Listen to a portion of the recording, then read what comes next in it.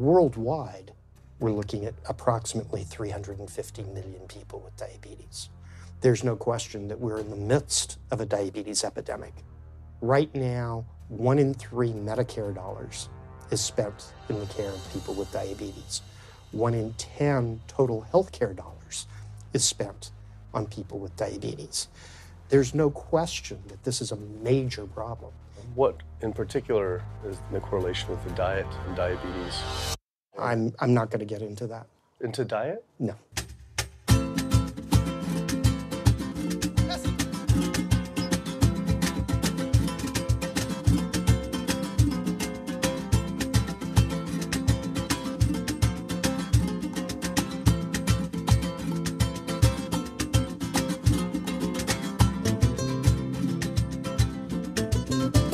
My name's Kip. I'm a filmmaker from San Francisco and I have a confession to make. I'm a recovering hypochondriac. Like so many of us, I have a family history of diabetes, heart disease, and cancer. My dad had his first heart bypass at 49, his second at age 50. My grandpa died young from diabetes complications, and both my other grandpa and grandma died of cancer. I was always paranoid that I would also get one of these diseases. Like any good hypochondriac, WebMD Symptoms Checker was essentially my browser's homepage. Even in my teens, I took Metamucil every day and a daily aspirin. I read all the latest self-diagnosis books, I ate every multivitamin I could get my hands on, and I was obsessed with bodily functions. I followed all the large health organizations' recommendations for preventing disease. I exercise regularly, don't smoke, don't drink soda, get enough sleep, reduce stress, and grew up eating what I thought was a healthy diet. Until...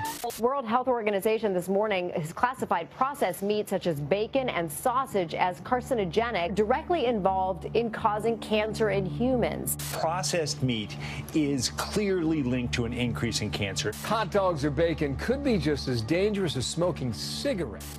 The World Health Organization had looked at over 800 studies from 10 different countries, finding a direct link to consuming processed meat and cancer. Just one serving of deli meats daily increases your risks of colorectal cancer by 18%. I had no idea that what we ate affected cancer rates. But I never felt like I had eaten a lot of processed meats until I realized that processed meat includes hot dogs, bacon, sausage, salami, ham, pepperoni, cold cuts, and deli slices. Basically everything I grew up eating. The World Health Organization classifies processed meat as a Group 1 carcinogen, the same group as cigarettes, asbestos, and plutonium, and classifies red meat as a Group 2 carcinogen. Was this like I had essentially been smoking my entire childhood? If processed meats are labeled the same as cigarettes, how is it even legal for kids to be eating this way? I thought this was new information, but many of these studies have been around for 50 years. I couldn't believe I'd been eating processed meats virtually my entire life and was just now finding out how dangerous they are. Why hadn't I been hearing about it from the American Cancer Society, the largest cancer group in the nation? When I went on their website, I was shocked to see that none of this information was featured on their homepage. But even more shocking, on their Eat Healthy page, they actually encouraged eating Group 1 carcinogenic foods like processed turkey and canned meats. This is after the World Health Organization reviewed over 800 studies definitively linking processed meat to cancer. Thank you for calling your American Cancer Society. My name is Sam. I'm a cancer information specialist. How may I help you today? Hi, I was calling because I was wondering why you all recommend people to eat processed meat on your website, which the World Health Organization has classified as a Group 1 carcinogen, which is in the same class as tobacco smoking, asbestos, and plutonium. This would be like a lung association having a how to roll your own cigarette section on their website. It's kind of the same thing. But let me just place you on a brief hold because He wasn't able to answer my questions and said someone would get back with me. I had always been concerned about cancer because both my grandma and grandpa died of cancer. I wondered if things would have been different had they known the link between diet and this terrible disease. In the US, 1 out of every 4 deaths is from cancer. Oh, sweet. American Cancer Society rep confirmed an interview this week. So we just went in for the interview with the American Cancer Society rep, and the security guard said there's no interview scheduled. So I went into my phone, and it turns out last night, after I told her that the interview is going to be about the correlation between diet and cancer, she said she could no longer do the interview. After repeated emails asking why she was declining my interview to simply talk about diet and cancer, she stopped responding altogether. Why would an American Cancer Society rep not want to talk about this? I was, however, able to connect with a growing movement of doctors who are willing to talk about the link between the standard American diet and disease. And it goes beyond just cancer. I took my old trusty van, Super Blue, once again out on the road. 2/3 of adults are now overweight or obese, and we have an epidemic cascade of debilitating disease that's overcoming the country. There's no way we can sustain the current style of care with the epidemic that we're creating with our diet and lifestyle choices. The diabetes, the arthritis, the heart disease, the dementia, the obesity, the cancers are affecting about 70% of deaths. All the data is that those 70% of deaths and morbidity are largely lifestyle related and preventable. Most kids by age 10 in the U.S. already have fatty streaks in their arteries, the first stage of atherosclerosis leading to heart attacks, strokes. Here in American medicine, we operate from the disease model. We are in the business of treating sick people. We are not in the business of trying to prevent people from becoming sick. When you look at chronic disease risk, all the things that we walk around worrying about, actually dietary choices trump smoking when it comes to those risks. If I could deliver one message to the researchers who are looking for the cause of diabetes and the cause of clogged arteries and the cause of high blood pressure and the cause of obesity, I would tell them the answer's in 3 words. It's the food. It's what Americans are eating. Today, with 2/3 of Americans being overweight, clearly there's a food issue. In the next 25 years, 1 out of every 3 Americans will have diabetes. My name's Michael Abdallah. I'm from Atlanta, Georgia, and unfortunately I was diagnosed about 10 years ago with diabetes, and 8 years ago I had 2 stents put in. I don't know where to go, I don't know what to do. You're just like out of options and you don't know what to do. You're taking medicine, you listen to this doctor, and the cardiologist says take this, and the endocrinologist says take that, then your general practitioner doctor says you don't know what's going on here. And it's a real challenging thing, and it's something that you don't want to get it. You just don't want to get it. Government and media almost exclusively blame lack of exercise and sugary foods as a cause of diabetes. But I wanted to talk with an actual expert on the role of diet and diabetes. I went to speak with premier physician, diabetes expert, and researcher, Dr. Neil Barnard. What role does sugar play in causing diabetes? It drives me crazy.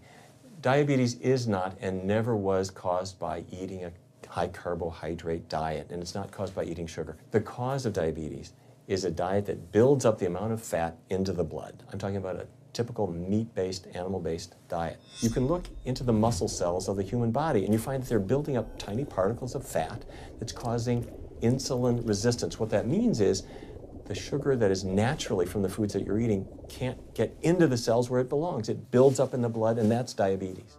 I had never heard that meat was associated with causing diabetes. We had always been told that sugar or obesity caused it. Renowned weight loss bariatric surgeon Dr. Garth Davis, though, agreed. Everyone thinks that you get diabetic because of carbs. They did a huge study in that EPIC study, 500,000 people. Carbs consumption was inversely related with diabetes. In other words, the more carbs someone ate, the less diabetes they had. But meat was strongly correlated. Get that aha moment. The starches, the carbs are good for you.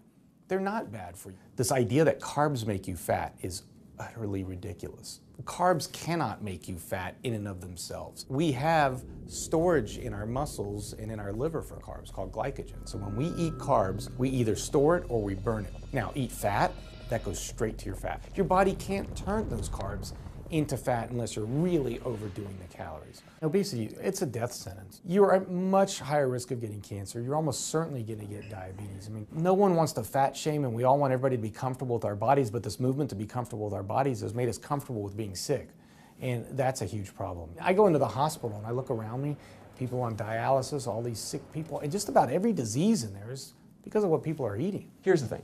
If I eat a sugary cookie, The sugar lures you in like the Trojan horse, but waiting inside that cookie is a huge load of butter or shortening, and that's what fattens you up, and that's the part that leads to the diabetes. It's the fatty foods, not really so much the sugar. It's not that sugar is good for you. There's no nutrients in it. It's excess calories. But when you eat sugar, you don't get inflammation right away. When you eat sugar, you're not getting plaques forming in your vessels. When you're eating sugar, your body's going to store most of it as glycogen or burn it as calories.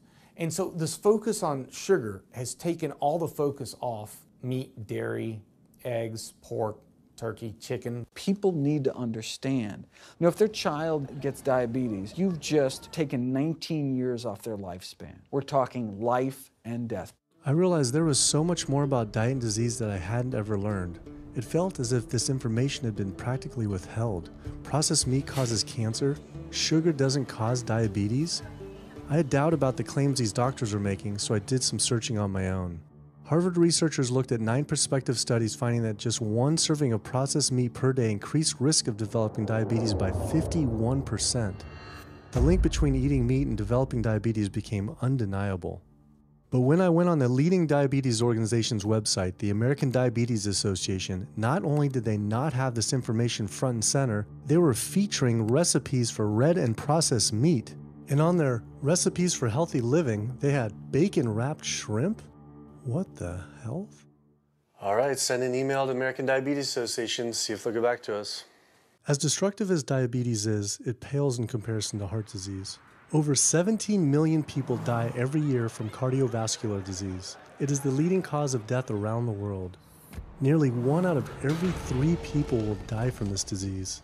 The amount of people who die from cardiovascular disease is the equivalent of 4 jumbo jets crashing every single hour, every single day, every single year. My name is Amy Resnick, and I'm from Swampscott, Massachusetts, a little bit north of Boston. And I recently went to my doctor for asthma because I had a very hard time breathing. And while there, she did some blood work, and one of the tests was C-reactive protein, and on a scale from there was a scale of 1 to 3, 1 being low for cardiac event, 3 being high for cardiac event, and my number was 10.82. What does that mean? That means I am on the road for a heart attack, and she said probably within the next 30 days. 30 days? 30 days, if I'm going the way I was going. I take this for my heart arrhythmia, take this for pain, oxycodone for pain, and lorazepam for stress, cyclobenzaprine for a muscle relaxer, also take Topamax and Prozac, and I also use a CPAP machine to help me breathe. And my asthma has been so bad this past year, I use it during the day as well to get some air. I am tired when I wake up. I'm tired during the day. I take a nap. I'm still tired. I can't breathe. And I know I need to make a change for my health, or else I'm not going to be here for my family. When we speak of heart disease, I would say the role of alcohol is pretty small.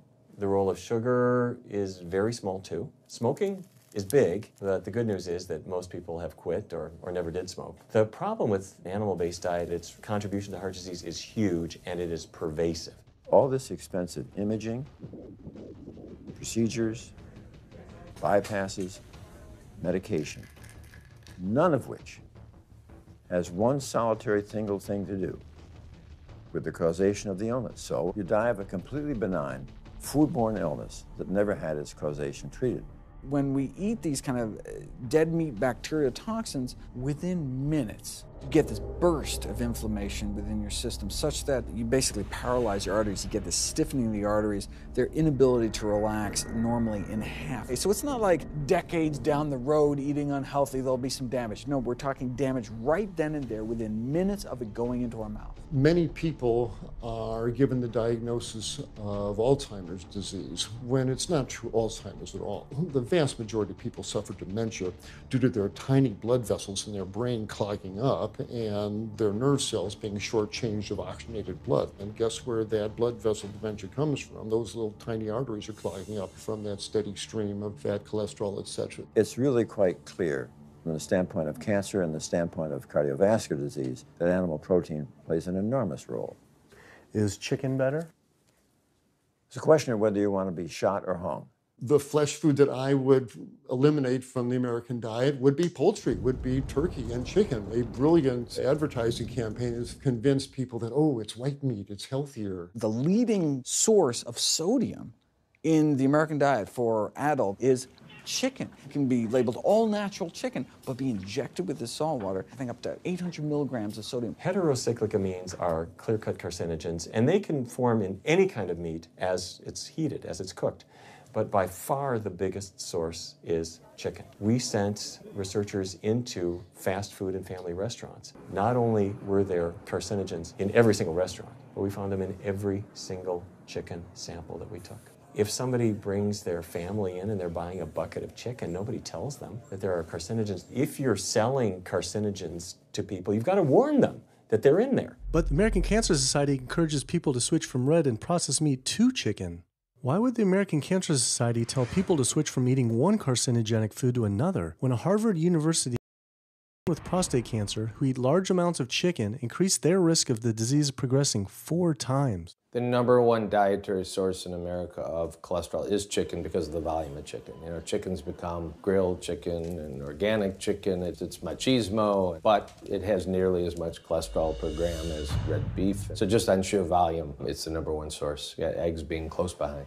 I'd never really thought about eggs much. I just thought of them as a standard part of a healthy diet. But then I found a study suggesting that eating just 1 egg a day can be as bad as smoking 5 cigarettes per day for life expectancy. The yolk of a hen's egg is the most concentrated glom of saturated fat and cholesterol. It is made to run a baby chicken for 21 days with no outside energy. It is pure fat and cholesterol. And when we put that into our bloodstream, it coats our red blood cells. Our blood gets thicker and more viscous. It changes our hormone levels. It raises our cholesterol levels. There's nothing healthy about eating the yolk of the egg. But I thought cholesterol and saturated fat wasn't an issue anymore.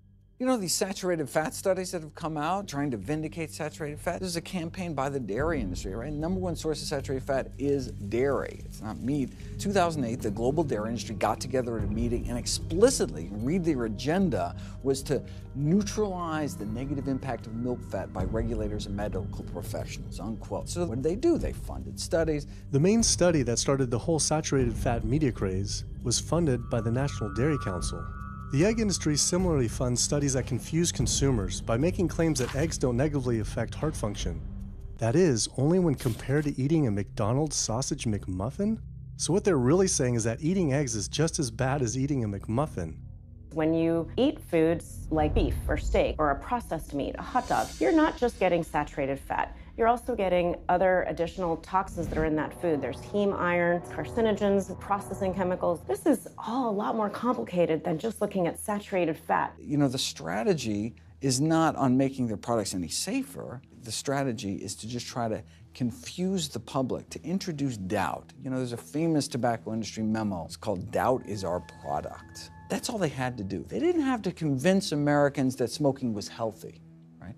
They just had to introduce doubt. Then they would win. If there's just enough controversy, people kind of throw up their hands. I don't know what to eat. Confusion is their game. I really don't think people thought what they ate led to heart disease. They think, oh, it's genetic, my parents had it. And I don't think people really think that what they ate led to diabetes. I think, oh, my parents had it, I was gonna get it. And certainly cancer, they don't think that way. People have bad lifestyles that they've inherited environmentally. They've been exposed to a certain way of eating and living that they've carried on into their adulthood, passed on to their children. That is why they go on to develop the same diseases that their parents and grandparents may have had before them. But it is not inevitable. Even if you have a genetic predisposition, doesn't mean it's going to necessarily manifest. And what determines whether it manifests or not, maybe those epigenetic variables, the things that you can control, the environmental factors, the dietary factors, the lifestyle factors. So we can actually change the expression of genes, tumor-suppressing genes, tumor-activating genes, by what we eat, what we put into our body. So, you know, even if you've been dealt a bad genetic deck, you can still reshuffle it with diet. I had always thought that I would develop heart disease at a young age because both my dad and grandpa had heart attacks. I was taught that they were genetic, but their heart attacks probably had less to do with genes and more to do with their diets high in meat. That's why when I went on the American Heart Association's Heart Healthy Recipes page, I could not believe they had an entire section on beef recipes. This was just like the American Cancer Society encouraging eating Group 1 carcinogens on their site. Meatloaf, pork loin, steak on your recipe list? Are you kidding me? It's like this menu is trying to give people heart attacks. At your website, we noticed heart healthy recipes, and we were kind of bewildered by why there's a bunch of recipes on a whole section on beef recipes, and there's also a section on egg recipes when there's such a strong link between beef, red meat, and heart disease. I honestly don't know because I don't do that, I guess. That's not what I do. Another organization rep that wasn't able to answer my questions, but he said that he'd have someone get in touch shortly.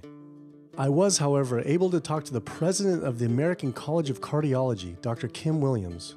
So the American College of Cardiology is a 47,000 member and growing organization with a dedicated mission to reduce heart disease and to improve patients' lives. And if you look at the incidence of hypertension and diabetes and mortality in men, they actually get reduced as you go higher and higher in terms of how much you restrict animal products. What about fish? So fish is a little different. You've got the 4 worries, which is PCBs, mercury, saturated fat, and cholesterol. And the cholesterol is all over the place. You can hit tuna in water, that'll be almost less than a glass of milk, to salmon or tilapia, which is higher than a pork chop. If you look objectively at fish, what you find is they've become essentially mercury sponges. And that's why in many parts of the country they warn you, don't have more than so many of these fish a week because it's getting too much mercury can kill you. Fish are eaten by bigger fish who are eaten by bigger fish, and these pesticides and herbicides bioaccumulate in the fish flesh. And these big fish, including the salmon, which people think is the healthiest fish, truth is the amount of pesticides and herbicides in the flesh of these fish are shocking, and they have estrogenic and cancer-promoting properties in them. They'll say, well, but don't sardines have less concentration of toxic waste product than other ones? Something being less toxic doesn't make it healthy. It just makes it less toxic. Farmed fish is by no means healthier. All the antibiotics that these animals have to be fed, similar to chickens and turkeys kept in confinement. These fish get infections. They get fungal infections. They get bacterial infections. You've got to feed them antifungals, antibiotics, and these substances accumulate in the fish flesh as well. I always knew that pollution was bad for our health, but I had never thought about the environmental pollutants affecting food. Dioxins, being the most toxic man-made chemicals known to science, cause all sorts of things. They cause endometriosis, they cause cancers, they cause endocrine disruption problems. Most of your exposure, 93% of it, comes from eating meat and dairy products because it climbs up in the food chain so effectively. So you can get exposed to living near these incinerators and breathing it, but it'll take you 14 years to breathe in as much dioxin as a cow will ingest by eating the grass in one day. And that dioxin will accumulate in its fat, which includes the milk and the meat, and anyone eating meat or dairy products is going to get that dose of dioxin, so it climbs up the food chain every step. Men have no way in their bodies to get rid of dioxins, but women have 2 ways. They're both involving having a baby. One is that dioxin crosses the placenta into the growing infant, and the other is that it comes out from the breast milk. So if you have a meat and dairy consuming mother breastfeeding that infant, then the highest impacts of toxic exposure like mercury and dioxins will go to that infant.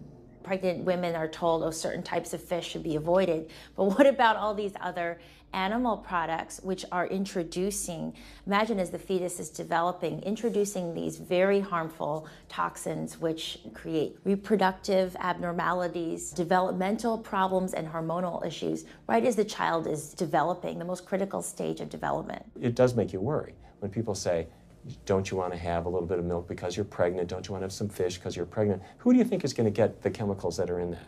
All these environmental toxins and toxins from the feed that they're being fed accumulate in their tissues and are released into the mother and unfortunately to the child when you eat these products when you're pregnant.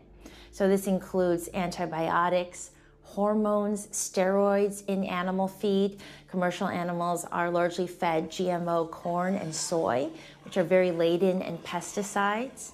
PCBs have been banned since the 70s, but they persist in the environment.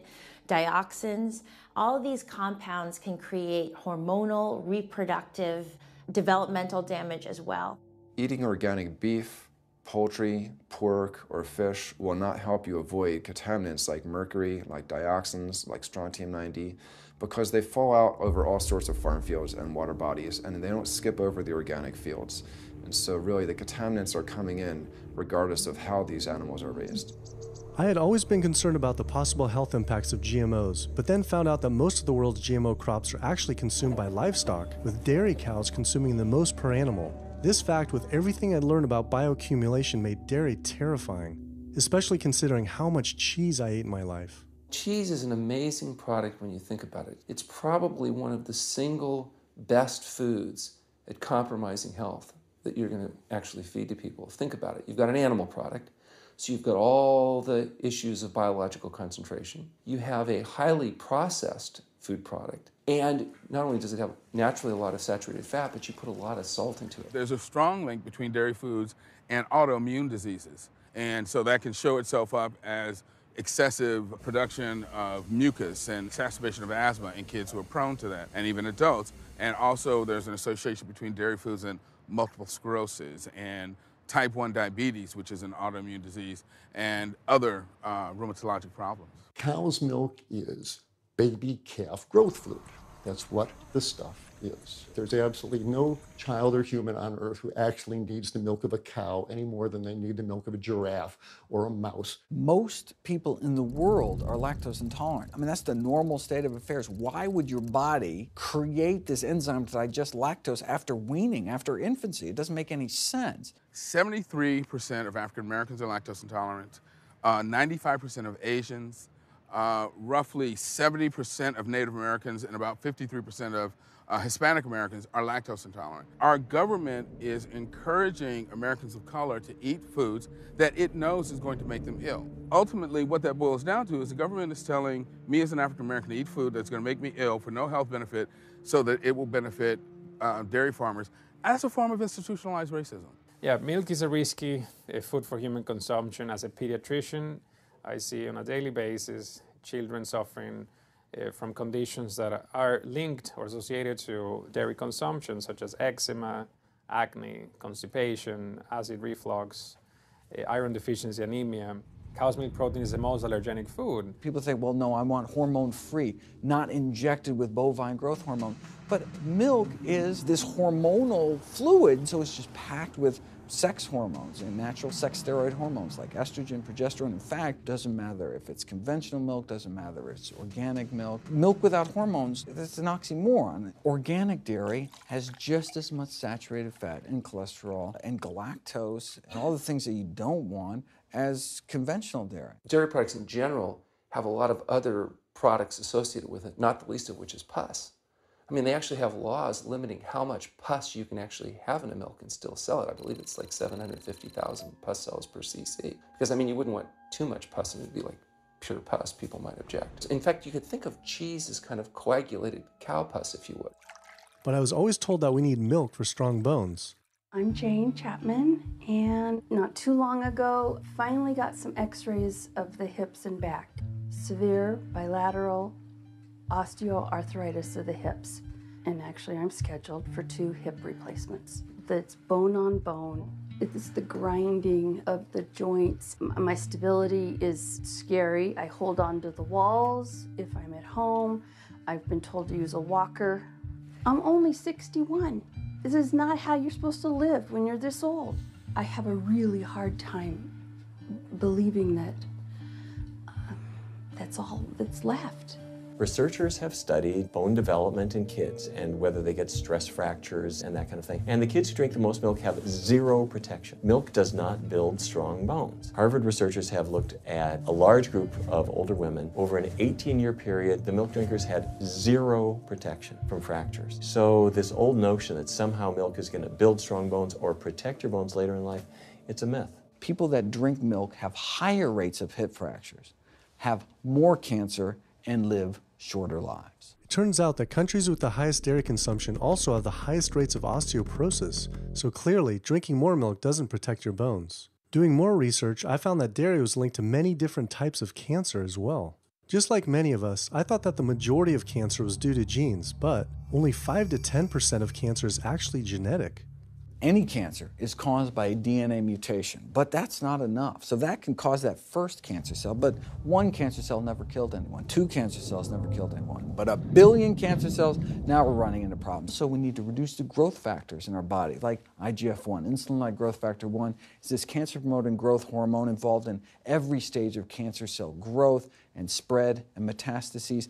Any animal protein boosts the level of IGF-1. Dairy products increases your risk for various forms of cancer, especially those related to your hormones. So breast cancer, prostate cancer, ovarian cancer. So this is not a product, even in its most pure state, you want to be consuming because it does come with risk. I found out that dairy can increase a man's chance of getting prostate cancer by 34%. And for women who've had breast cancer, just 1 serving of whole dairy a day can increase their chance of dying from the disease 49%, and dying from anything 64%. Why weren't breast cancer sites like Susan G. Komen warning everyone about this? For calling Susan G. Komen, this is Jocelyn. How may I help you? Okay, so we're wondering why you don't have a huge warning about the dangers of consuming dairy on your website when there's a direct link to breast cancer. There was a study published in the Journal of the National Cancer Institute that found out women consuming dairy who has had breast cancer increases their risk of dying of breast cancer 49%. I was wondering why it's not on your website. We cannot answer these types of questions. Once again, another health organization rep saying someone else would have to answer my question. Rather than risk being stood up again, I went straight to the local Susan G. Komen chapter to see if they would answer my questions.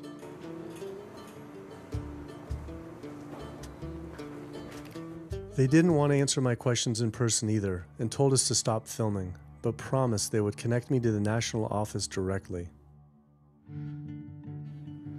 Susan G. Komen's Pink Ribbon campaign had done a lot to raise awareness for breast cancer, although it was confusing to see pink ribbons on dairy yogurt containers.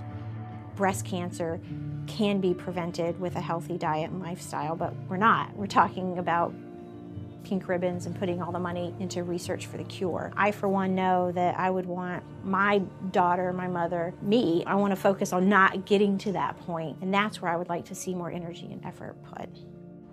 I had been a hardcore cheeseaholic virtually my entire life, despite the risks, but like so many others, I seem to have been addicted to it.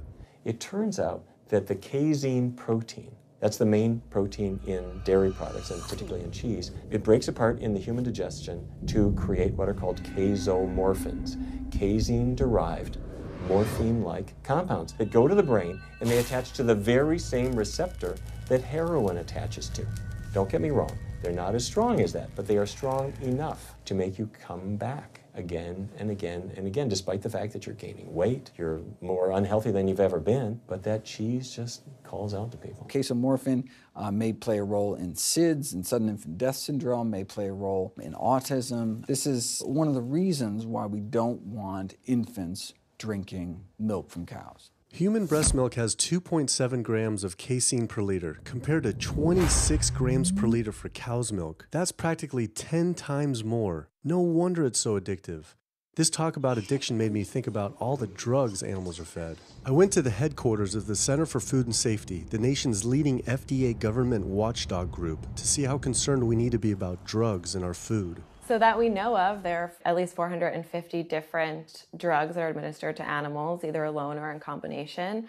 These drugs are given to animals for a variety of reasons, very, very few of which are actually beneficial to consumer health. We've got drug companies that work real hard to make sure they can sell lots of drugs to people raising cows, pigs, and chickens. The pharmaceutical industry sells 80% of all the antibiotics that it makes in the United States to animal agriculture. Antibiotic residues are found in meat, other antimicrobials are found in meat, there has been ractopamine found in meat, there's been hormones found in meat. So right there you're talking about 4 different drugs that could be, in the same piece of meat. The pharmaceutical company is supposed to show the safety of animal drugs. They're not really testing to see what the impacts of these drugs are on humans. They're really looking to see what the impacts of these drugs are on animals. When we try to get information on some of the health studies and the environmental studies, from federal agencies, we get back page after page of blacked out information because the company claimed confidential business information. Consumers have no idea what is in the products that they consume. So how sick something makes me and how bad it pollutes the environment is a secret for a company. In the animal agriculture industry, as in the tobacco industry, these companies really have a vested interest in making sure that the public doesn't have information about their effects and what risks are really posed to consuming them. You have this system where animals are living in their own waste. They're living next to animals that are sick or even dead, and they're stuck in cages with these animals. The bacteria tends to spread, so that the pathogens that are being created in these filthy conditions are breeding resistance to antibiotics, and the public are becoming exposed to those. We already have people dying from salmonella and other things that you eat. We're having about 3,000 people die every year in the United States. That's more than the number of people that were killed in 9/11 in the Twin Towers in New York. If we had some terrorist organization killing 3,000 people a year, we would be all over it. The antibiotic-resistant bacteria deaths that we have, on top of that, you get 20,000 people dying a year. That's 7 9/11s every year.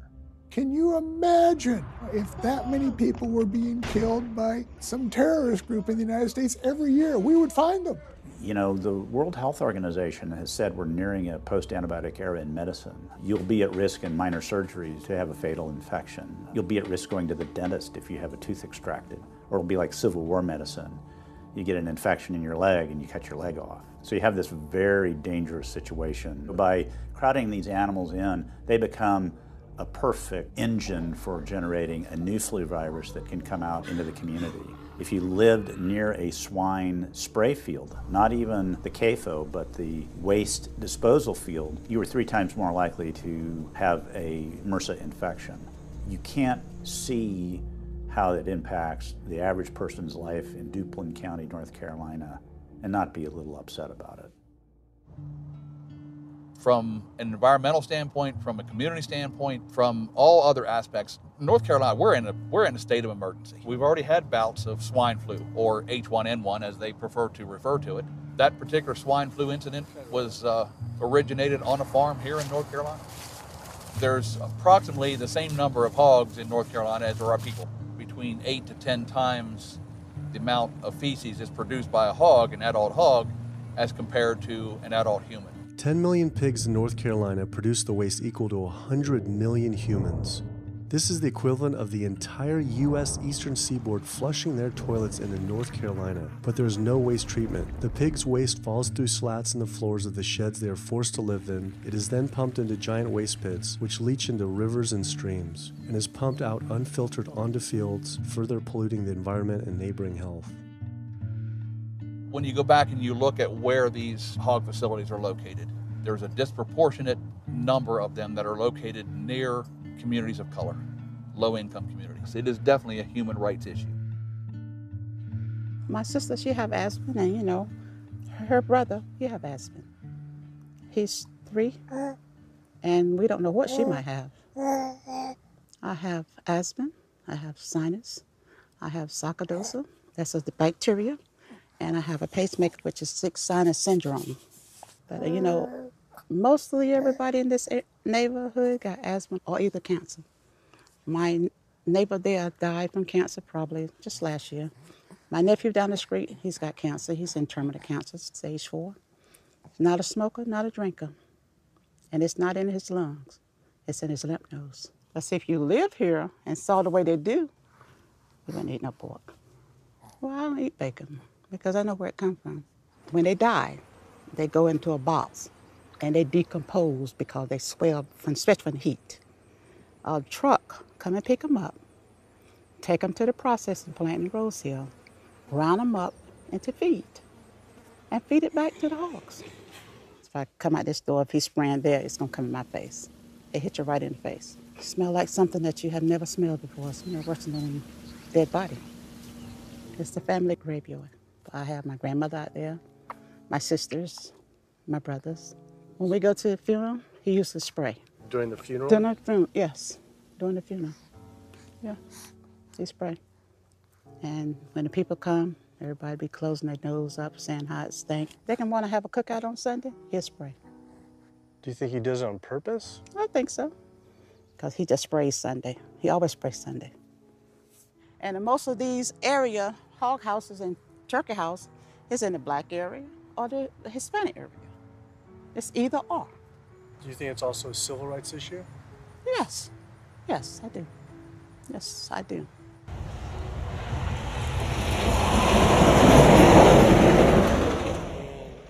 There have been times in the past that I have gotten ready on the Sunday, gotten ready to go to church and come out, and the smell was so strong that I had to go back and regroup because it got in my clothes and I just couldn't go to church smelling like hogs, you know. I just couldn't do it. So I don't think the government cares.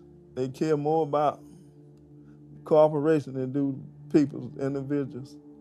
And they're going to keep on. They're going to put more chickens in this state. This is the feast season. You're in capital of the world right here in North Carolina.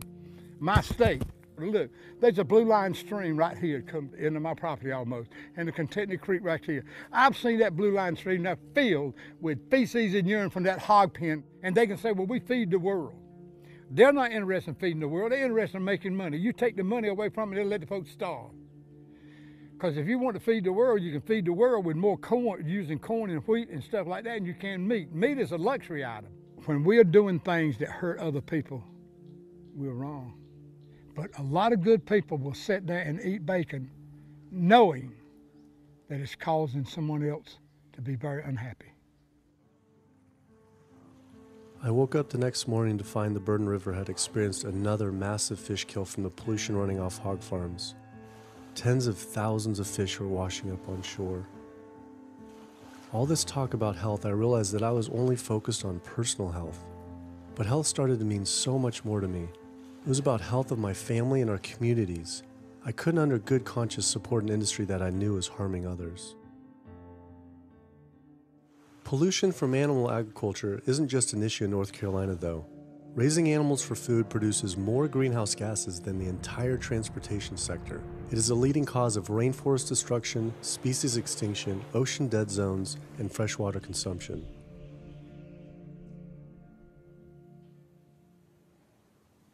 American Diabetes Association actually finally got back and they agreed to an interview. Preparing for the American Diabetes Association interview, I took a look at their diabetes diet and meal plan recommendations, and they were loaded with foods associated with causing diabetes. How could they expect people not to get diabetes if this was the food they were recommending? And then I saw multiple peer-reviewed studies published on the National Institute of Health website showing that a low-fat, plant-based diet was more than twice as powerful at controlling and even reversing diabetes than the ADA recommended diet that included meat and dairy. Well, the mission of the American Diabetes Association is to identify a prevention and a cure for diabetes, but in the meantime, to improve the lives of all people who are affected by diabetes. And what's the best way to prevent this? For type 2 diabetes, it's unclear. We can't prevent type 2 diabetes in everybody. When we're doing the research, we came across a lot of studies that said that you actually could potentially cure or reverse diabetes with a purely plant-based diet. I don't believe there's sufficient evidence to demonstrate that. How does it compare to the ADA diet that you recommend? We don't recommend a specific diet. We recommend healthy eating. The one that's on the website. We recommend healthy eating. Do you have a whole list of exact day-to-day, the meal plan, the whole meal plan? All they are selections of foods to consider. We do not have a diabetes diet. But with that selections, I consider that plan compared to a plant-based plan. No one's done that study. We found actually some studies that a 74-week study found that low-fat vegan diet versus the ADA plan in type 2. I think we're done here. I'm not gonna get into an argument about. Oh no, I was just wondering the studies of if this is true or if it shows that. Any diet works. Any diet works if people follow it. But if it's a diet that's not the proper diet, like if anyone follows a diet that they eat I can't tell you what a proper diet is. I can tell you what an improper diet is. So then we can talk about the good diets. I'm not sure why. I'm not going to get into that. Into diet? No. Why not? If that's where you want to go with this, I'm sorry, I'm not the person that you should be talking to. And why is that, though? If that's what you want to get into, I'm not the person you need to be talking to. Who do we talk to about diet? You can talk to anybody you want. But that's interesting, though. Why not recommend a diet? Because the data don't exist to support it. But if we see data that we looked up that supports it with, like, you know, the NIH, in Europe, the European Association of Studies. We're done. I'm sorry. I'm not going to get into that argument with you. No, it's not an argument. I'm not going to get into the argument. Why is it an argument? It's just talking about in European study of diabetes and other places that have studies, why... There are lots of studies. Why is it even an argument? There are lots of studies in the literature, many of which have never been replicated or, frankly, are wrong. That's why we do peer review, okay? The European Association of Study of Diabetes has been peer reviewed? Or I don't know what study you're referring to, and in the absence of being able to see that study, I'm not going to comment. I could show it to you. I'm sorry, I don't have the time for that. I just don't understand why it's an argument, though. Okay.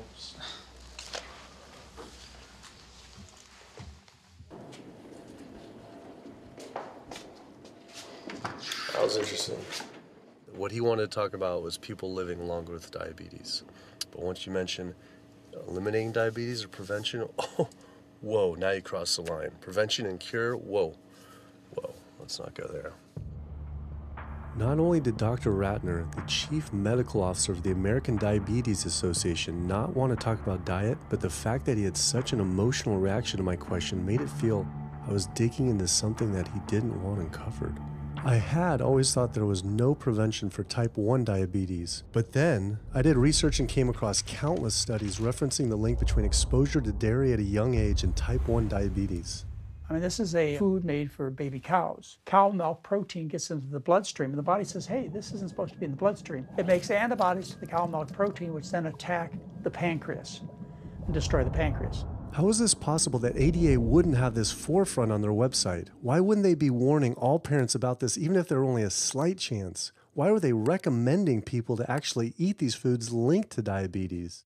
It seemed all of the large health organizations were encouraging people to eat the very foods linked to the diseases they're supposed to be fighting against. American Heart Association promoting beef, American Cancer Society promoting processed meat, pink ribbons on dairy products, and bacon-wrapped shrimp on American Diabetes Association.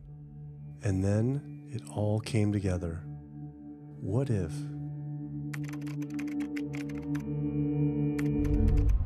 And there it was. The American Diabetes Association was taking money from Dannon, one of the world's largest dairy yogurt producers, Kraft Foods, makers of Velveeta processed cheese, Oscar Mayer processed meats, Lunchables processed kids meals, and Bumblebee Foods, makers of processed canned meats. American Cancer Society was taking money from Tyson, one of the world's largest meat producers, and Yum Brand, owner of Pizza Hut, KFC, and Taco Bell. Susan G. Komen was supposed to be fighting breast cancer, was corporate partnering with KFC, Dietz Watson Processed Meats, and Yoplait Yogurt. And the American Heart Association was probably the most disturbing of all, taking hundreds of thousands of dollars from the beef industry, poultry, and dairy producers, and millions from fast food and processed food manufacturers. Every single one of these organizations was taking money from meat and dairy companies that are associated with the causes of these diseases. This would be like the American Lung Association taking money from the tobacco industry. I was sick of not getting answers, so I went to the headquarters of these organizations myself. We have to speak to someone in person. There's millions of people dying from the foods that they're recommending people to eat. I wanted to find out why Susan G. Komen had accepted $35 million from Yoplait when their products can increase a woman's chance of dying from breast cancer 49%. And ask American Cancer Society if taking money from KFC and Tyson was the reason they promote eating meat. but every one of these organizations declined to be interviewed. What's really sad is that we cannot trust information from these leading health organizations like the American Heart Association, the American Diabetes Association, because they are taking money from the very industries who are causing the problems that they're supposed to be helping to prevent. So that makes the truth something that you are not going to be hearing, as far as nutrition goes, from these organizations. Well, that would be the end of their funding, that would be the end of their jobs, that would be lawsuits, they would bring the entire catastrophe down upon their heads, and they would essentially disappear as organizations. This one time I got invited to a charity fundraiser for the American Diabetes Association, and I showed up and they had a whole buffet and it was all just animal products. I remember like a big thing of barbecued chicken. And I was like, I stormed out. I said, like, serving chicken at a diabetes event is like serving alcohol at an AA meeting. It just doesn't make sense. We had scheduled to film an interview with a prominent surgeon, but before we could get inside the building, the hospital's media relations manager stopped us.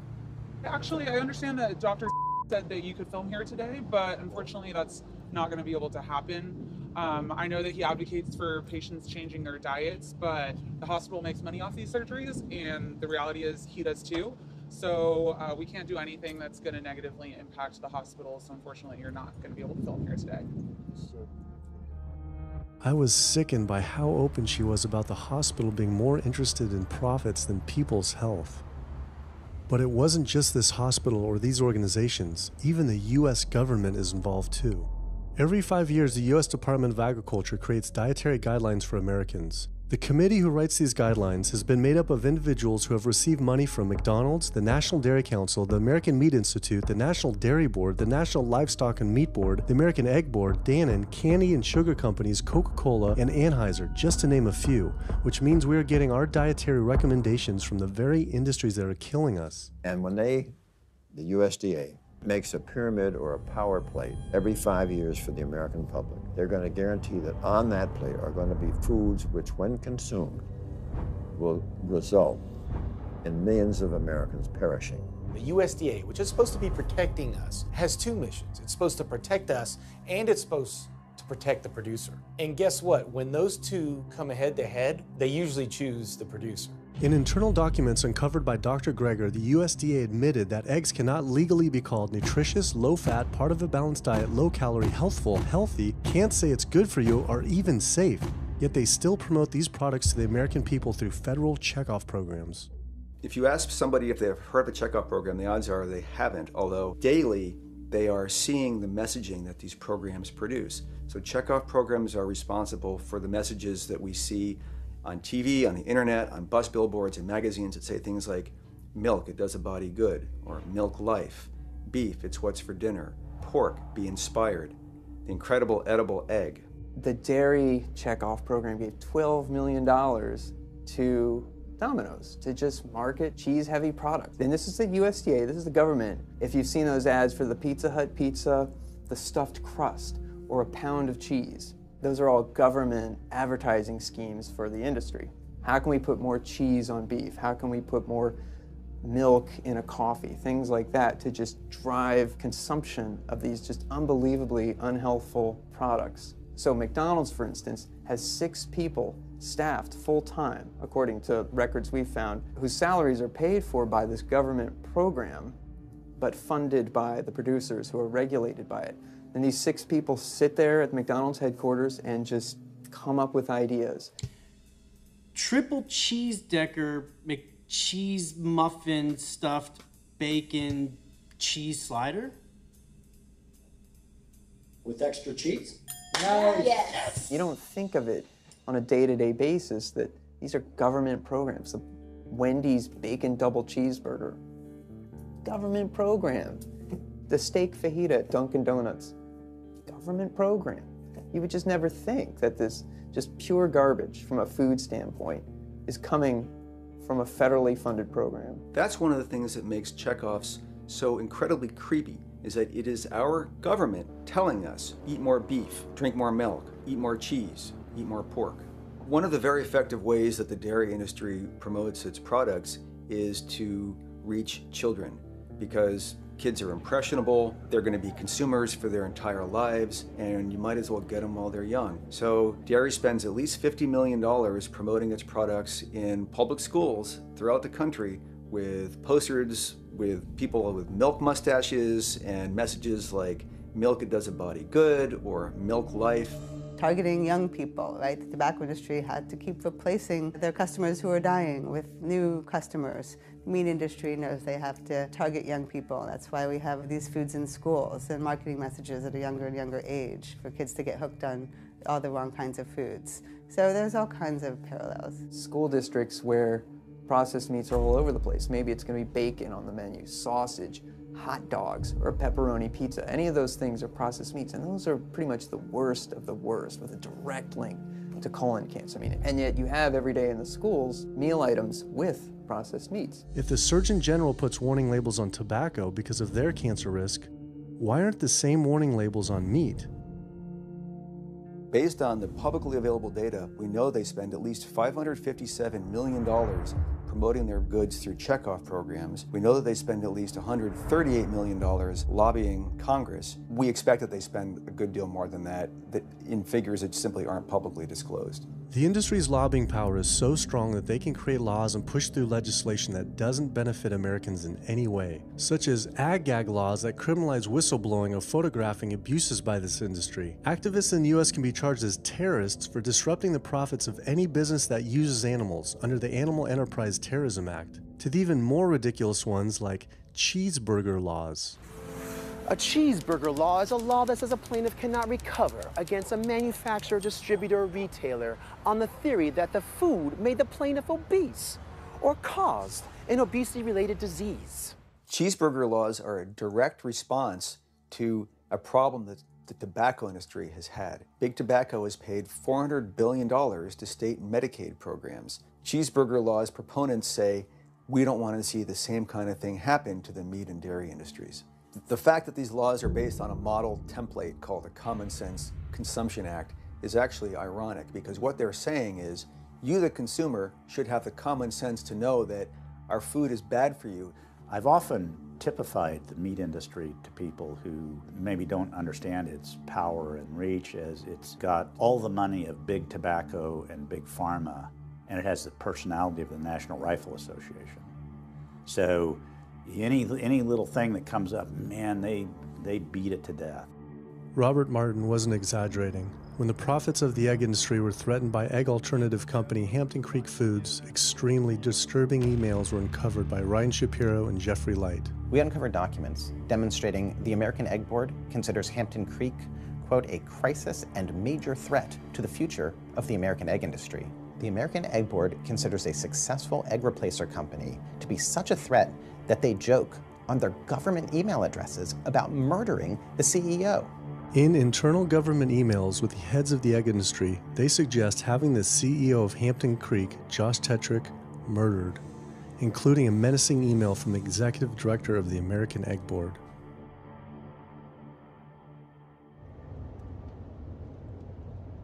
The meat producers don't have to pay for the heart disease or the environmental destruction or any of the other externalities, as economists call them, that their products cause. You know, then there's the whole pharmaceutical aspect of it, and the fact that there's a very strong pharmaceutical industry and lobby that has a huge stake in preserving the status quo. And these chronic diseases, these are the cash cows of the pharmaceutical industry. You have a $5 billion stent industry. Do they ever want to see that go away? We've got a $35 billion statin drug industry. Do they ever want to see that go away? I'm talking about the pharmaceutical industry effectively controls what doctors are told. Most research isn't put into prevention, it's put into the medication that we might use for that particular disease. I'm on 2 different high blood pressure medicines, 6 asthma type medicines, even after 4 years of shots. And then another medicine to help take care of side effects from some of those medicines. I'm on high-level antidepressants, a couple of different pain meds for my back and hips. I'm taking about 16 drugs, not counting the insulin in the morning. I take insulin in the morning, insulin at night, 32 to 34 units of insulin Lantus to be exact. Some of these meds are for diabetes. This is for peeing. I have to use this for my prostate, and then I have to use this for the heart, and I have to use this for blood pressure. And it's just on and on and on and on. The doctors are telling me this is what I've got to do for my whole life, and it's frustrating, and it's very stressful, and I don't know how long my liver's going to last taking all this stuff. Under conventional medical treatment, whether it be for autoimmune disease or even conditions like high blood pressure or diabetes, you're told that you have to take drugs, and not just for a week or a month or a year. You're told you have to take drugs forever. You're guaranteed that if you follow your doctor's advice, you'll be sick forever. You'll never get well. That's the guarantee. Because the strategies are all about manipulating the symptoms, not dealing with the underlying cause. You come in with that diagnosis, you get a bunch of pills that have nothing to do with the disease causation, or you get these procedures that have nothing to do with disease causation. It's a deception to say this pill will help you unclog your arteries, this one will save you from a stroke. No, it doesn't. The people who take the statins, etc., they still get their heart attacks, they still get their strokes. This does not reverse disease. This does not make plaques smaller. This is a fraud of massive proportions. In the U.S., treating chronic disease such as heart disease, cancer, and diabetes is a $1.5 trillion industry. That's the GDP equivalent of the 10th richest country in the world. I went back and dug deeper into the health organization's funding, and there it was again. These organizations were accepting millions of dollars from pharmaceutical companies that are making billions of dollars from the very same diseases these health groups are supposedly trying to end. It seemed like a major conflict of interest, unless ending these diseases isn't really the goal. The pharmaceutical industry spends more money on lobbying than any other single industry. Just like animal agriculture, they are so powerful they write their own laws that have had activists in prison to silence them. Government's in bed with anyone that gives them the most money, which is the pharmaceutical industry, which is the animal ag industries. Like, they are pumping the government full of money and resources, and in return the government's giving them what they want: subsidies, imprisoning activists that go against them. And I think it's quite telling that these industries are working so hard and spending so much money to criminalize people for simply taking a picture, for simply recording what's going on inside of these facilities and making it known to the public. They're behind walls, they're underground, they're in these secret facilities that no one knows about. But if they did, they would be shocked and outraged. And I think people would not want to think that their pharmaceuticals, that their food are coming from these places. And that's why I think the ag laws are what they are, is because they are trying to silence people into not speaking out and not showing the truth. I finally realized how deep the collusion truly is between government and these industries, and how dangerous it could be to expose them. These concerns intensified after meeting the USDA whistleblower who revealed mad cow disease in the U.S. meat supply. USDA operates like the military. So when I got on TV and that, right away USDA sent out memos to all the veterinarians and food inspectors. If anybody from the media ever contacts you, do not talk to them. Refer them to Washington, D.C., and we will talk to them. So right away, shut up everybody. American public should be very concerned about this, what's going on with USDA. Here in the United States, we have at least 4 cases of mad cow disease, but I'm almost positive there's more cases than that, but the government isn't looking for it. So what you're saying is that there could be already mad cow disease in humans. Right, and I think a lot of it was misdiagnosed. With the Alzheimer's or dementia, it takes several years, you see the progression, but to make it easier, these doctors just sign off on it as dementia or Alzheimer's without actually taking a biopsy of the brain to see if it's that, or is it actually a prion disease like Creutzfeldt-Jakob disease or mad cow disease. Do you think it's safe to eat meat? I personally don't think it's safe to eat it because of the fact how the line speeds are increasing, and also our inspectors are not well trained enough. At the present time, the line speed now is going about 220 cows an hour. That gives you about somewhere around 4 cows per minute, so that's 15 seconds per cow. These dangerous slaughter speeds means that animal waste ends up everywhere. Testing shows 88% of pork chops are contaminated with fecal bacteria, 90% of ground beef, and 95% of chicken breast sampled contain animal waste bacteria. There is nothing clean about eating this way. But it just isn't waste, it's also pus-filled infections. You can see there's a bump or some kind of abscess underneath the hide. Most of the time when the hide's pulled off, Either that will open up the abscess and the pus will come out, or if it's deep-seated, when inspectors are doing their work or the company employees, they might stick their knife into an abscess and it explodes all over the place. I had heard enough. I was utterly disgusted by the corruption, the greed, the disease, and the abuse I was learning about. The very animals we were killing us and the planet. But so many people eat meat and dairy every day of their lives, and we are so concerned about getting enough protein. Do we have to eat meat to get complete protein? Oh my God. Oh my God. You want me to jump off this building, don't you? No. Well, first of all protein is made by plants. I'll state that again for the record. All protein is initially made by plants, all of it. And it is not necessary to eat animal tissue in order to get protein. Only plants have the ability to actually take nitrogen from the air, break those molecules apart, and incorporate that nitrogen into amino acids and then make protein. Any protein you get from an animal is simply recycled plant protein. If you ate a diet that was calorically adequate, and even things like brown rice and broccoli, and you got enough of it, you'd get enough both quantity and quality of protein. 2,000 calories of brown rice and broccoli is going to be about 80 grams of protein a day, including the essential amino acids that you need in order to maintain optimum health. I mean, grains are loaded with protein. Beans are loaded with protein. Vegetables are loaded with protein. You really want to get your protein from plants because plant proteins have a much more beneficial effect on our physiology. The funny thing about protein is most Americans get about twice the amount they need. Most Americans get less than half the amount of fiber they need. But the conversation tends to always be about protein. So in my mind, it's just this magical marketing campaign that protein has taken on over the decades. The question is not where do you get your protein, it's where do you get your fiber? I have never in my professional career seen a protein deficiency. I've never seen someone come in eating normal amounts of calories and they're protein deficient. You just don't see that. So human milk has the lowest protein content ever in any species ever tested. I mean, that's the fluid that's been designed by evolution over millions of years. And so it's like the perfect food for human babies, right? Perfect food, lowest protein content any other mammal. And so it gives a sense of kind of the protein requirements for food. Anything. So look, then rat milk, ape milk, donkey milk, any milk has ever been tested. And you hear this a lot in bodybuilders. They're like, well, I need, chicken, or I need fish to be, to be strong, to build muscle tissue.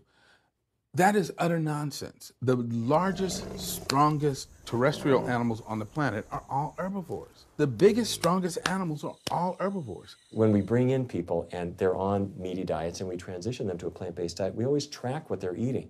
Their vitamin intake goes up. Their nutrition overall goes up, dramatically better.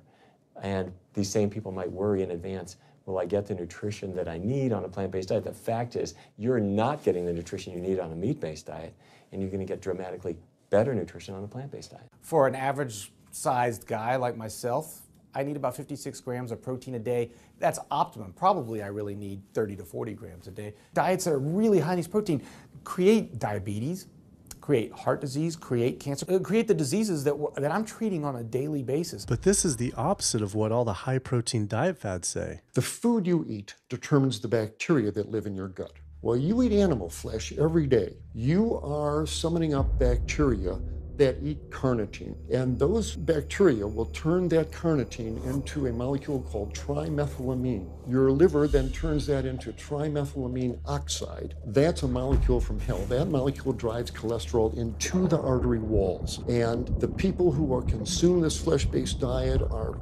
contributing to plaque building up. They may lose weight on this diet, and that's good. But what's happening inside your arteries, paleo friends? What's happening is that plaque is building up, and these are the folks who drop dead at the gym at 39. Boy, he was lean and he looked really good. But where is that cholesterol going? It's going into your artery walls. So I believe these paleo folks are setting themselves up for an epidemic of clogged arteries, colon cancers, autoimmune diseases. This is not a healthy diet. We are not carnivorous apes. Humans' closest living relatives are chimps, who get 97% of their calories from plants and the remaining 3% mostly from insects. Comparing the anatomy of true omnivores like bears, who eat both meat and plants, to frugivores like primates who eat almost exclusively plants, the differences are pretty clear. Frugivore teeth have flat molars for chewing plants, where omnivore teeth are serrated for stabbing and tearing flesh. Frugivore jaws can move forward and back and side to side. Omnivore jaws cannot. Omnivores have much stronger stomach acid for digesting meat compared to less acidic stomach acid of frugivores. The intestines of frugivores is 9 times their body length compared to 3 times for omnivores. This is because meat will putrefy in the gut unless it is moved through quickly. If humans were indeed true omnivores, we would need to change our physiology and appearance quite a lot. But we fit every requirement of a frugivore. We may behave like omnivores, but anatomically, we're frugivores. Human beings, unlike bears and raccoons, and to some extent dogs, don't have that mixed anatomy and physiology that you see in the true omnivores, and thus we are not true omnivores. In humans, the canines have become really small and rounded and actually function like accessory incisors. They're utterly useless for ripping and tearing anything other than an envelope. So the idea that the mere presence of the canine somehow means that we're supposed to eat meat is silly. He was right. I always thought my canines were for meat, but what kind of animal could I actually kill and eat raw with these tiny teeth? The thought alone was disgusting. I mean, everybody loves a smoothie made with fruit and even some vegetables, but if you think about putting a fish or a piece of beef in a blender and grinding it up, the thought is absolutely repulsive. All these diseases I had learned about were from eating a diet our body wasn't designed for. What would happen if we started eating a diet our body actually was designed for? The data is crystal clear that you can stop and reverse heart disease with plant-based diets. Scientifically shown, I've seen it in my own patients. People who adopt low-fat plant-based diets can actually reverse their heart disease, and that literally means watching the plaque start to go away, something they didn't think could happen. My experience with patients is, and those studies show, that when people adopt a fully plant-based diet, their cholesterol levels plummet within a few days. And if you do blood tests in a couple of weeks, you'll see dramatic improvements. Yes, your numbers are going to look great within a week or two. Your cholesterol can come crashing down. In fact, if you're on medications, your doctor may have to pull off your blood pressure medication so your blood pressure don't drop too low because it can work too good. Like that, the side effect is not having to take drugs. In a groundbreaking study published by Dr. Esselstyn following patients suffering from cardiovascular disease, 99.4% were able to avoid major cardiac events by going plant-based. Because it's not just heart disease. It's hypertension, it's diabetes, it's strokes, it's heart attacks, it's several of the autoimmune diseases, lupus, asthma, GERD, osteoporosis. I mean, there's a multitude of diseases, even rheumatoid arthritis. It can be so dramatic. When you see these poor souls with just absolutely crippled with rheumatoid arthritis go plant-based, then they come off their medication. I wanted to follow up with Jane Chapman, who had been suffering from severe osteoarthritis, and I could not believe what I saw after only a few weeks of fasting and changing her diet. So it's so amazing. See, like this only a few weeks later. I know. From going from the walker, needing wheelchair assistance at the airport, to strolling down the street, enjoying the fresh air, the sunshine. 2 weeks. It's all it took, 2 weeks to get off all the meds and start to feel the inflammation just kind of drain out of the body, where the movement was much easier. Just a lot of healing occurred very, very rapidly just by doing the right things for your body. When you're treating diseases with drugs, you know, there's one drug you take for cholesterol, a different class of drugs you take for high blood pressure, different class of drugs you take for diabetes. But with diet, a plant-based diet affects all these diseases, one diet to kind of rule them all. The impacts of eating this way go far beyond ourselves. By getting rid of heart disease alone, we would save up to $48 trillion in the USA, 3 times the US GDP. Conditions like high blood pressure, you don't have to take the drugs the rest of your life and be sick forever.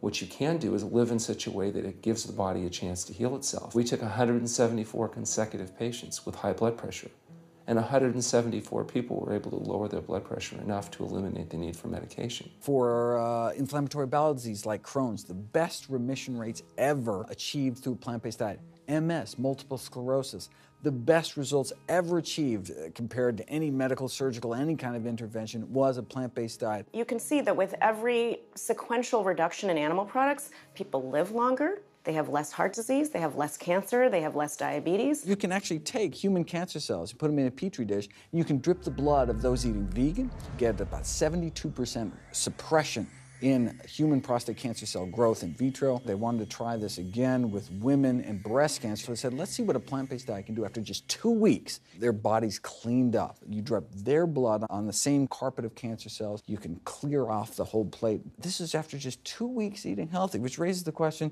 what kind of blood do we want in our bodies? My background is in industrial and systems engineering, and that was my career path for a long time until I got thyroid cancer, and everything changed from there. I decided that I wanted to try alternative methods and treatments rather than have surgery and have my thyroid removed, which meant I'd be on medication forever, and I didn't want that. I just started reading how a plant-based diet can heal the body, and it has worked for so many people. So I immediately just switched to a completely whole food plant-based diet. After a year, the cancer was completely gone, and my thyroid had shrunk to normal size, and I was completely free of that. This was tough to believe. Couldn't this all just be from eating healthier though, like no sugar? Turns out Dr. Walter Kempner from Duke University back in the 1940s was reversing some of our worst killer diseases with diet alone. And the diet he was using was not only strictly plant-based, but it was made up of white rice, fruit, and table sugar. And he was reversing diabetes, he was reversing malignant hypertension, reversing heart disease, the diabetic complications, reversing diabetic blindness. So these people basically had death sentences, went to him, and were given basically sugar, this horrible diet, but it was strictly plant-based. If this information had been around since the 1940s, why don't all doctors know this? We're not taught about the power of food in medical school. No one is taught that the changes that we make with our diet are probably the single most powerful thing we can do to determine our destiny. It trumps our genetics. Why isn't your doctor telling this? Odds are your doctor never learned any of this. In fact, there was even a bill introduced just mandating physicians get 7 hours nutrition training every couple of years, just to kind of stay on top of it. And who came out against that? The California Medical Association. Even the family physicians, the surgeons, all the mainstream medical groups came out opposed. It's 7 hours, that's a lot, even if it's over 1 4-year period. So they're not just kind of neutral, but they're actually actively opposing nutrition education. Ironically, when patients come to doctors with questions, they assume that the doctor knows something about nutrition, and so it's kind of a double whammy that doctors haven't been taught much about nutrition. Why don't we hear about this from dietitians when nutrition is their entire specialty? Turns out the American Nutrition and Dietetics Association puts out nutrition fact sheets written by the industries themselves. The industries pay $20,000 per fact sheet and explicitly take part in writing them. So you can learn about eggs from the egg industry, and you can learn about lamb from the lamb industry. This would be like learning about the benefits of smoking from the tobacco industry. When people are eating meat, I think of it as a bit like smoking. It's sort of Russian roulette. You may not get diabetes, but your chances of getting diabetes, about 1 in 3. You may not get cancer, but your chances, if you're a man, about 1 in 2. A woman, 1 in 3. Your chances of gaining weight, 2 out of 3. It's not all diet, but most of it is. The best thing that you can do to make sure that you empty all those bullets out of the chamber and you're not taking risks with your health is to get the animal products out of your diet and eat healthy foods. I came to True North to help me with my asthma and to lose a little weight, and it's amazing. Just in 2 weeks of changing my diet, don't have to take any asthma medication, no antidepressants, no pain medication, no heart medication, nothing, no medications at all. And it's just incredible. I was taking Oxy and Advil, and I was taking 800 milligrams of Motrin 3 times a day just to get through the day because I was in so much pain. And now, nothing. Wow. Nothing at all. 2 weeks. 2 weeks, So 14 days. All that medication, you're completely off. Completely off everything. It's just been so frustrating to me because I went to so many different doctors for help, and I tried so many different medications to help me with my asthma, and nothing helped, and I was stuck on the couch for the last 10 months, unable to breathe. And now in 2 weeks' time, 14 days, I'm off my medication, and I can breathe, and I feel good, and I can walk. My life has changed, and it only took 2 weeks of a whole plant-based diet. That's incredible. Yeah. That is incredible. It really is. That's amazing. It really is. I feel so blessed and so good and just so happy to be doing this, and I'm hoping that I can be a role model for other people and not be pushy about it, because everyone's going to do it in their own time. But thank God my time is now. So. Thanks. Thanks. As powerful as Amy's story was, I knew for some, eating 100% plant-based would still seem extreme. I think there's this sense that everything's okay in moderation, right? But we haven't seen that moderation works. There really isn't a study that shows that by eating meat and eggs in moderation, you can actually turn your heart disease around and get better. But I know people who've given up meat and they felt sick. Yeah, it's unlikely that anybody's symptoms are caused by a dead, decaying flesh deficiency. The lack of highly processed animal food products in the diet is not going to be associated with the causal factor about why they're sick. There is going to be a reason why they're not feeling well, but that's not going to be one of them. So I've had people go vegan and they come back to me and they're like, I'm hypothyroid and my doctor says I'm hypothyroid because plant-based diet makes you hypothyroid. I'm like, so what does your doctor tell all his meat eaters that are hypothyroid? Boy, what's an animal flesh or dairy that you can't get in plant-based? Cholesterol, heterocyclic amines, E. coli. You know, if you think about it, there is nothing in an animal-based diet that you can't get in healthier form somewhere else. The only other vitamin is vitamin B12. It's not made by plants, not made by animals either, made by little microbes that blanket the earth. So because the way we live in our sanitized world, unless you're eating bacteria-contaminated foods, we need to get a source of B12 from somewhere. And so the healthiest, cheapest, safest source is to get a vitamin B12 fortified food or vitamin B12 supplement, not to get it from meat and dairy. What about people who say they have to eat meat for their blood type or their genes? I mean, it's like I need meat because I'm a Capricorn, or I need meat because I have an A+ blood. I mean, it's like, what do you say? No one has to eat meat. I mean, there's no vitamin, mineral, nutrient that you can't get from non-animal sources. Valentine's Day, I decided to go vegan and give up all meat, which was never in my thoughts in a million years, but I've heard so much success from people that are vegan. And so I gave up all animal products whatsoever. I've lost 29 pounds. I've been able to cut my meds in half. I've been able to cut my insulin in half. And now I'm going for the moon. I'm going to cut it all out. In the last 6 weeks, we've just had 3 grandchildren. And my ugly face is going to be around to see them graduate from high school and college. I'm going to be here. My mission is to let everybody know you do not have to suffer from diabetes and cancer and heart disease because someone in your family had it or because the doctors are telling you this is what's going to happen. You can take charge of your health and have a positive outcome just like I did. The reason I'm so committed to this is, my grandmother had diabetes and I didn't know what I know now about healing the body. And if I did, I feel like she could have lived at least a few years longer. And so it's in her honor that I do what I do. Because I could save someone else's grandmother, aunt, uncle, father from that, So I'm excited about getting the message out there. There's a common belief that eating plant-based is expensive. Not at all. It can be done in a very inexpensive way where you buy foods that are in season and you shop in the bulk bins, and that saves a lot of money. You can eliminate a lot of your expenses on your grocery bill by not buying meat and dairy because those things are expensive. Our meal plan for a family of 4 is $25 per person in the family.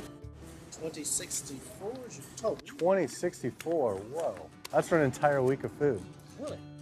An exploding movement of elite athletes are utilizing vegan diets to heal injuries, speed recovery times, and enhance their performance. Before I was vegan, I was only bench pressing 315 like 5 times. Then after going vegan, I was doing 400, 425, 465, and I was like, oh my God, this is amazing. I'm vegan and I'm bench pressing 465 pounds. This is ridiculous. And as soon as I went vegan, tendinitis started disappearing. My strength in my right arm started coming back. High blood pressure was going down. You can't be strong and be dying on the inside. That's not strong. That's weak. That's really weak because yeah, you look big and strong on the outside. Yeah, big man. No, but your heart's crying for help on the inside. You're dying. I'm a professional parkour athlete, a two-time world freerunning champion, and more recently I got into Ninja Warrior, where I'm captain of Team Europe as we won USA versus the world. For something like Ninja Warrior and parkour specifically, you really need to have a good strength to body weight ratio. So I was carrying mass that I really didn't need. And when I went vegan, I lost 15, 20 pounds. I was more agile, I was more efficient, more stamina in my body. Just that extra bit of pop that I didn't have before, it just gave me that extra strength. This is a very vibrant way to live. It can enhance you as an athlete. For me, 100% better athlete than I was before. It unlocked a whole new chapter of my training. The science is there, the health is there, the athletes are there proving that you don't need to eat dead animals to be strong, to be healthy. I started working out when I was 47 years old. All the muscles you see, I gained as vegan. I gained 15 pounds of muscles on my body, eating all plant-based vegan foods. All the aches and pains in my body, it just went away. Because I'm not ingesting so many inflaming foods, the acidic foods that animal products are. Gorillas, rhinos, and elephants, they all get their muscles and strength from eating plants. That's what I do. I travel all around the world for my surfing, and I've always been able to eat vegan.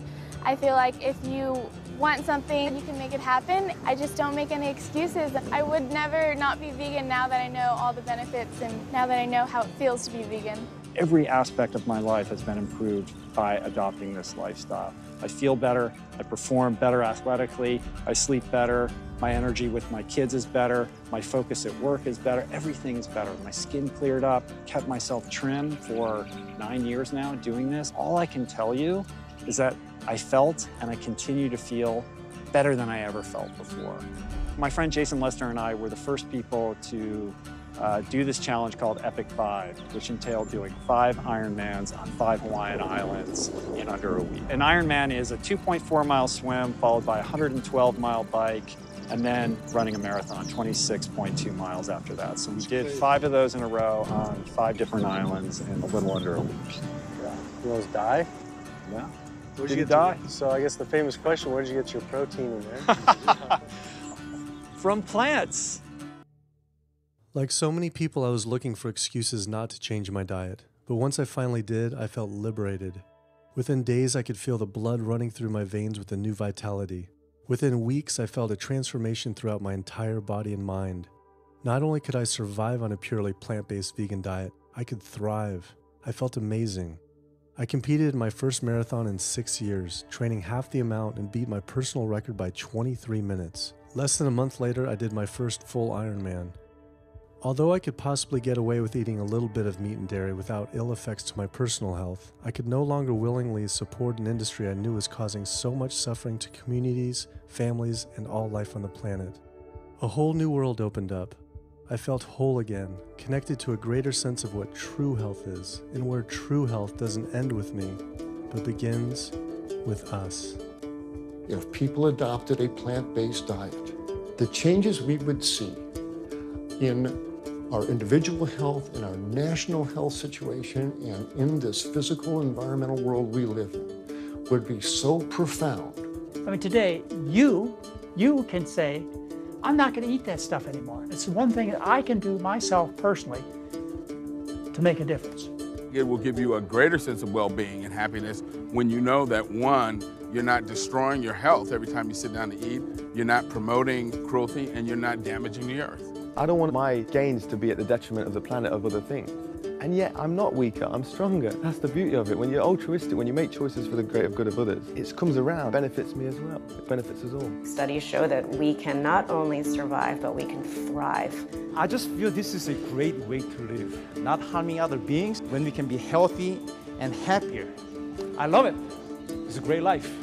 I never thought that I could feel this good at this age, and I just want everybody to feel this way.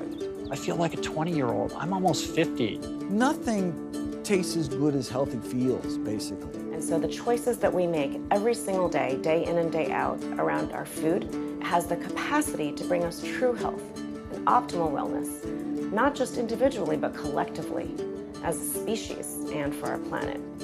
We're not going to live forever, but while we are alive, we can live well. And for me as a doctor, that's what I want to see. Where there's a will, there is a way.